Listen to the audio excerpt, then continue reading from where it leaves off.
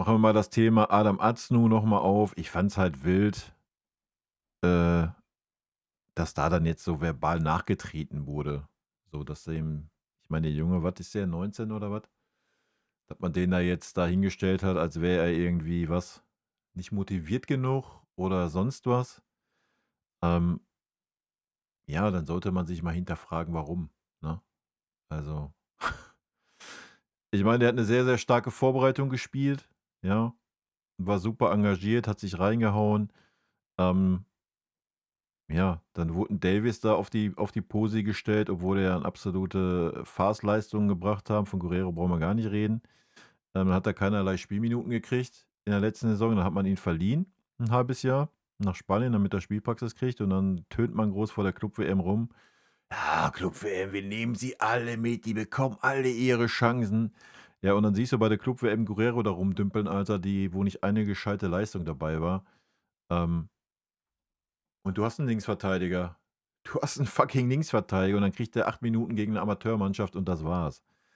Dass der Junge danach nicht mehr sagt: „Oh, ich brenne hier richtig, ich reiß richtig ab.“ Ja, ist auch verständlich, wa?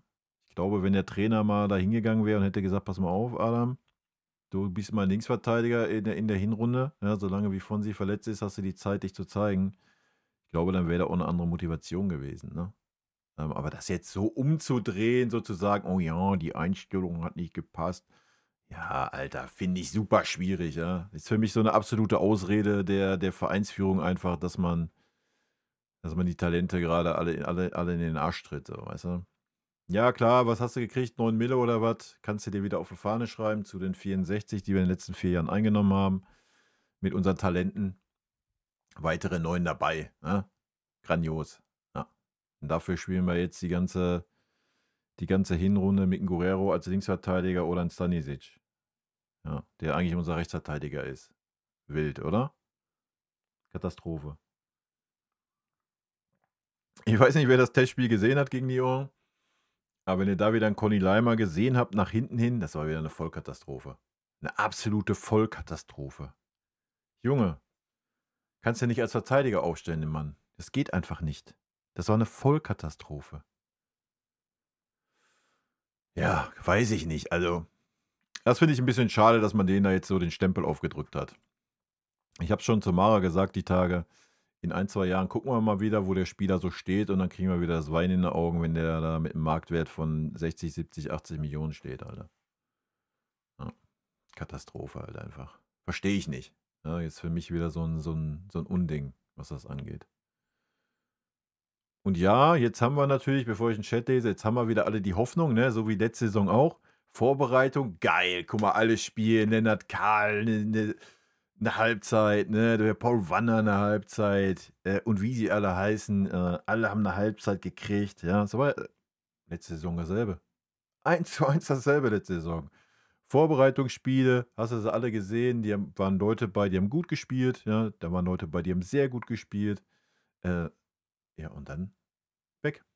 Ja, jetzt geht der Ernst los, also nee, jetzt musst du mindestens 23 Jahre alt sein, ansonsten kannst du hier nicht auflaufen, ne? Erinnert euch nur an Eran Kundas Leistung. Die waren 1A, ne? Ja, war scheißegal. Wer hat gespielt? Pummel, Gnabry und komm, ich fange nicht mit dem Lioy an, wa? Und die Farce bei der Club-WM, Alter. Katastrophe. Ja, was hast du Irakundas hast jetzt abgegeben für 4 Millionen? Hä? Der hat gar keine Chance bei uns gehabt. Gar keine, null. Ich meine, der Adam hat's nur genauso wenig, ja? Also, weiß ich nicht, weiß ich. Ich habe es ja auch schon gesagt in meinem Video, ne? Wenn das so die Philosophie des Clubs ist, ey, alles gut, ne? Wenn man jetzt einen Trainer da hat, so, der keinen Bock hat, ja, das ist ja noch schlimmer wie unter Tuchel, ja, der keinen Bock hat, ähm, der sagt: „Oh ja, ne, ist mir alles zu heiß, ich bin beim FC Bayern, ich will hier nur gestandene Spieler haben.“ Ey, dann ist das fein, ja? Wenn man das weiß, wenn man das kommuniziert, dann ist das fein. Dann weißt du, was Phase ist, dann kannst du dich drauf einstellen. Ja, dann nimmst du deine Talente, verkaufst sie für 2, 3, 4, 5 Mille und dann ist gut, ja? Aber stell dich doch nicht dahin als Verein, und da sind wir hier bei dem Kommentar gerade. von wegen Vorstand und bla und Sylt. Stell dich doch nicht dahin und erzähl, ja, ja, seit 2 Jahren, ja, wir Christoph Freund haben wir extra geholt, der ist dafür da und ja, ich weiß gar nicht, was der bei uns im Verein macht, ne? So, und dann stellen sich alle dahin, ja, wir müssen die Talente jetzt einbinden und ja, wir wollen das auch haben. Jetzt pro Saison wollen wir mindestens einen Spieler haben, der im Kader fest dabei ist. Ey, und dann haust du die Besten, die super auffällig waren, die haust du einfach weg. Drauf geschissen, ne? Muss gerade Geld generieren, um Luis Diaz zu finanzieren, um 75 Millionen ein in die Kassen zu spielen, muss er erstmal hier ein bisschen Kleinvieh verkaufen. Katastrophe, Alter. Ja. Also wie gesagt, dann sollen sie alle die Fresse halten, dann haben wir da gar kein Problem mit. Ja? Aber man macht sich doch super angreifbar damit. Ne, man stellt sich dahin und erzählt, oh, wir haben die besten Talente in Deutschland. Die am besten war ja die Aussage, ja, wir haben die meisten Talente in Deutschland ausgebildet. Die meisten Profis. Wen interessiert's, Alter? Wen interessiert's, ob wir Profis für Hannover, Stuttgart oder sonst wen ausbilden? Wen interessiert das denn? Uns interessiert doch, dass wir Profis für unsere Mannschaft ausbilden. Hä? Was war das denn bitte für ein verkackter Take? Ja, wir haben einen super Campus, wir bilden die meisten Profis in Deutschland aus. Ja, Glückwunsch, Halleluja. Alter. Junge, Junge. Also das Thema wird uns die ganze Saison triggern. Es sei denn, der Winnie macht jetzt eine 360-Grad-Wendung. Ja? Ich meine, in der Vorbereitung, wie gesagt, die Hoffnung ist ja da, war letztes Jahr ja genauso, da hat die auch alle reingeworfen. Also ich sehe es nicht, ne? Sage ich euch, wie es ist. Die beiden Spieler, die nah dran sind, wobei man bei Paul Wanner eigentlich nicht mehr vom Jugendspieler reden kann, auch wenn er erst 19 ist, hat genug Erfahrung gesammelt. Aber Lennart Kahl, so, jetzt mal ernsthaft. Also Michael Ulisse kommt gar keiner vorbei. Und wenn du einen Diaz gesehen hast, da wird es auch schwer dran vorbeizukommen sein. Und dann hast du ja immer noch einen Gnabry und einen Coman da rumdümpeln. Also ich kann mir nicht vorstellen, dass der Winnie die Eier hat und wirklich sagt, jo, ja, Lennart Kahl ist jetzt mein Einwechselspieler Nummer 1 auf dem Flügel. Ich würde es mir wünschen, ja, aber ich kann es mir nicht vorstellen. Ja, so gar nicht. So, und Paul Wanne hast du gerade so das Gefühl, ich meine, der Ebel hat sich, ja, aber was der Ebel labert, brauchen wir uns ja auch nicht dran festhalten, oder? Was er in der PK gesagt hat.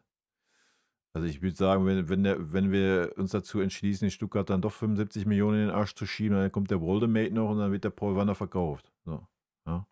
Was natürlich super dumm wäre, weil er genau die Posi spielt. Also auch da müsste der Winnie jetzt mal sagen, also nicht öffentlich, brauchst ja nicht öffentlich machen, brauchst dich ja nicht angreifbar machen, ne?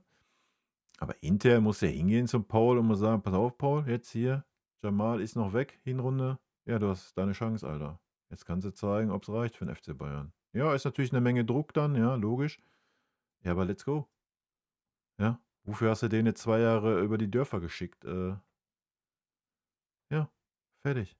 Ja. Ich bin sehr gespannt und dann, wenn Vinny das nicht macht, ja, dann können wir reingehen, Alter. Ja, weil dann ist er der verkehrte Trainer am Ende des Tages. Bei dem, was der Verein so von sich gibt. Wenn der Verein von sich gibt, wir wollen jetzt jedes Jahr hier einen Spieler integrieren. Und wenn es du dann nicht schaffst, einen Paul Wanner zu integrieren, ja, der letztes Jahr Bundesliga und Europa League gespielt hat, ja, sorry, dann ist er der verkehrte Trainer. Ja. Egal welcher Erfolg da ist, dann ist er der verkehrte Trainer auf lange Sicht. Ja, ja. Ist meine Meinung zu der Jugendthematik, Alter.